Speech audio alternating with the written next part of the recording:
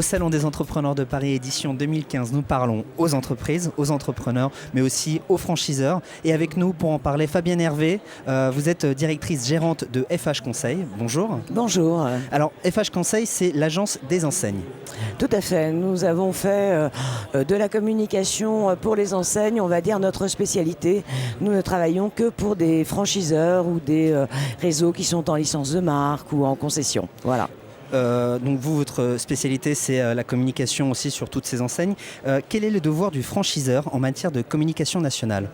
Alors, le devoir du franchiseur, c'est bien évidemment de développer la notoriété de son enseigne pour deux raisons.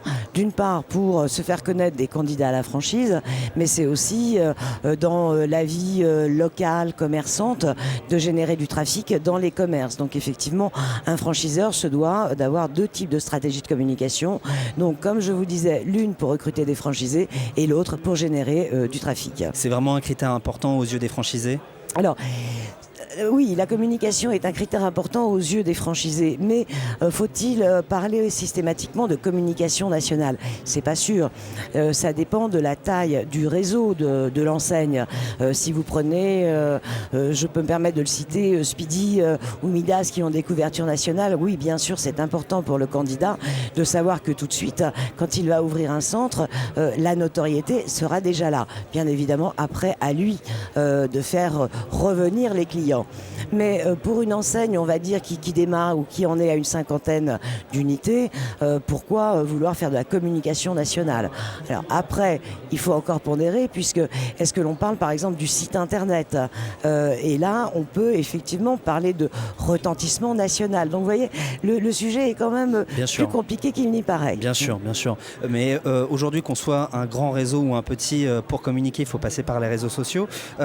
Qu'est-ce que vous conseillez comme stratégie de communication ? Alors, vous dites qu'il faut passer par les réseaux sociaux. C'est peut-être conseillé. C'est pas sûr, c'est pas sûr. Alors déjà, aux franchiseurs, on va dire de maîtriser ce type de visibilité, parce qu'on sait qu'aujourd'hui, les réseaux sociaux, ils sont de plusieurs natures. Vous avez bien évidemment Facebook, mais Facebook, c'est un réseau social pour, on va dire, créer du lien.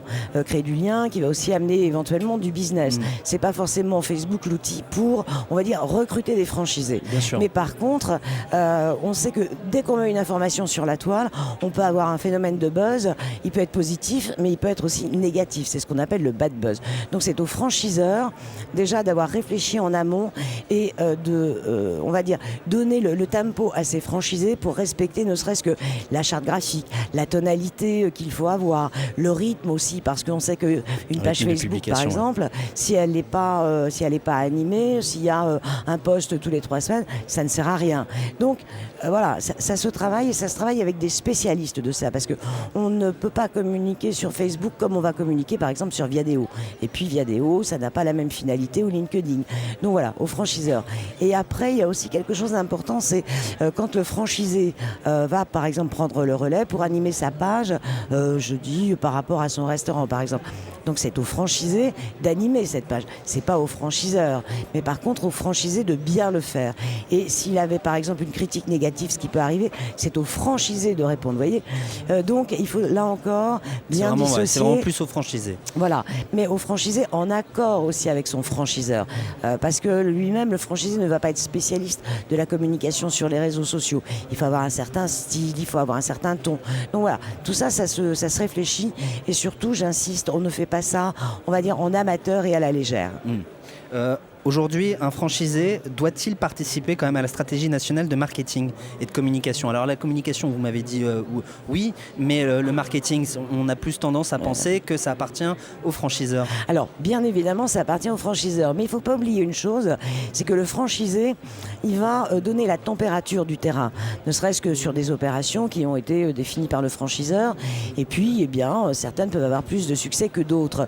Donc, dans la relation franchiseur-franchisé, il faut absolument qu'il y ait une réciprocité. Et c'est pour ça que c'est très important que le franchisé, quand il a un vécu, quel qu'il soit, qu'il fasse remonter l'information à la tête de réseau, à la direction du marketing. Et c'est aussi une façon de participer à l'amélioration permanente.